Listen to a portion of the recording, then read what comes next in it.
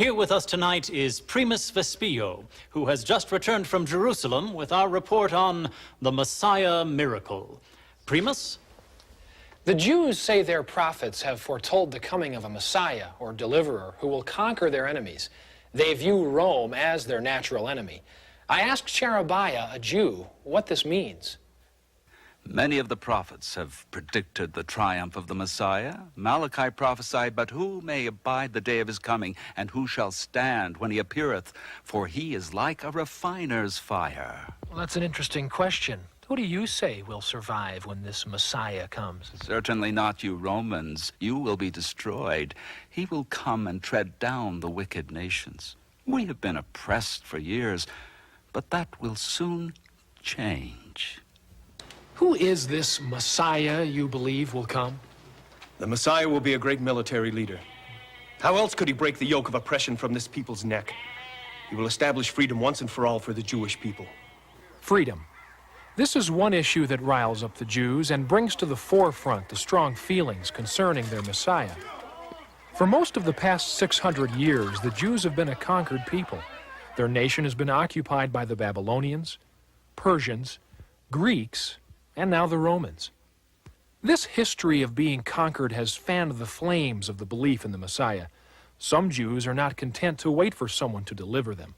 A group of Jews called Zealots are already involved in trying to free themselves from foreign rule by fighting. We talked with one Zealot, but promised to keep his identity hidden.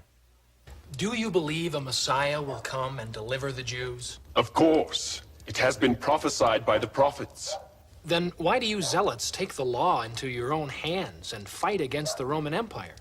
It is our duty to cooperate with God's purpose, to liberate Israel from foreign powers. Too many of our people sit back and wait. But you take your beliefs to the point of murder and insurrection. Isn't this a little too far? Nothing is too far for the purpose of God. Captain, how would you evaluate the threat of this great military leader to the empire? I've been in battle. I've fought in Gallia and Germania. I've seen foreign armies. There's no Jewish army here. Even if they armed every man, woman, and child, we could mop this place up in a few weeks. The Roman soldiers here don't take this Jewish Messiah seriously. The Jews don't all agree on who this Messiah will be. I talked with Shalom, a devout man, near the temple in Jerusalem about the prophecies concerning the Messiah.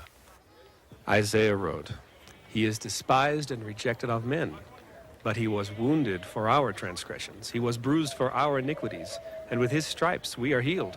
Now wait. I thought he was supposed to be a great military leader who will break off the yoke of oppression. He will take the yoke from the people, the yoke of sin. But what about military triumphs? He will come more than once to the earth, you know. The first time he will come as a lamb, but when he comes the second time, he will be as a lion. Jews who view the Messiah as a suffering servant are definitely in the minority. Most Jews view the Messiah as a conquering hero. You've talked to many Jews all over the empire. Have they all heard this story about the Messiah? Yes. We found very few that have not heard the story. But there is so much disagreement over when he will come and what he will be like. Some of the Jews have gone into the wilderness to wait for his coming, and others say the time is not right. Many wonder if there really is a Messiah because they've been oppressed for so long and he has not delivered them yet. Thank you, Primus.